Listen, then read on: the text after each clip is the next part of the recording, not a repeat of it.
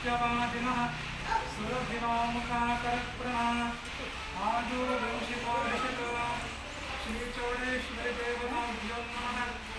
भद्रास्मपयामि दधिस्नानानन्तरम् आज्येन स्मपयामि। ॐ शुक्रमसि ज्योतिरसि देवो वत्सवितोत्पुनावच्छिद्रेण पवित्रेण वसो सूर्यस्य रश्मिभिः श्रीचौडेश्वरी देवताभ्यो नमः। आज्येन स्मपयामि आज्यस्नानानन्तरं मधुना स्मपयामि।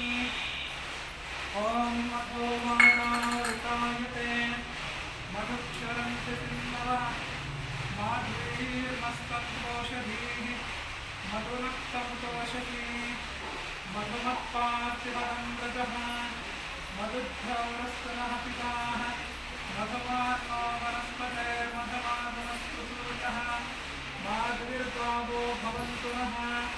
मधुना स्मपयामि मधुस्नानानन्तरं शर्करया स्मपयामि।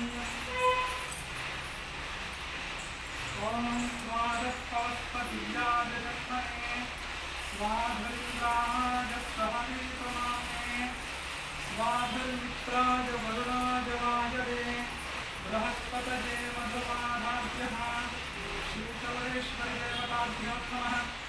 शर्करया स्मपयामि शर्करस्नानानन्तरं फलोदकेन स्मपयामि।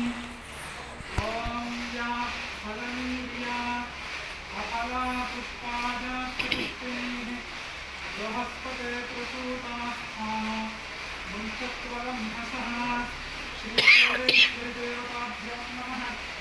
फलोदकेन स्मपयामि।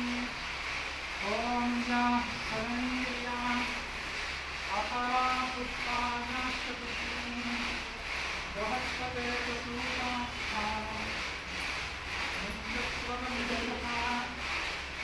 ॐ चाकवेदसे पुनवासो न मनाति यतो विदः विवेदः सनः पश्यति दुर्गाणि विश्वा नादेव सिन्धून् द्वैतात्यग्निः सामग्निवर्णानि तपसात्परन्ति वैरोचनीं कर्मफले सुदुष्टां दुर्गा देवीं शरणमहं प्रपद्ये। वितरति करते नमः। श्रीचौडेश्वरी देवताभ्यो नमः। फलोदकेन स्मपयामि फलोदकस्नानानन्तरं दिव्यमङ्गलज्योतिं दर्शयामि।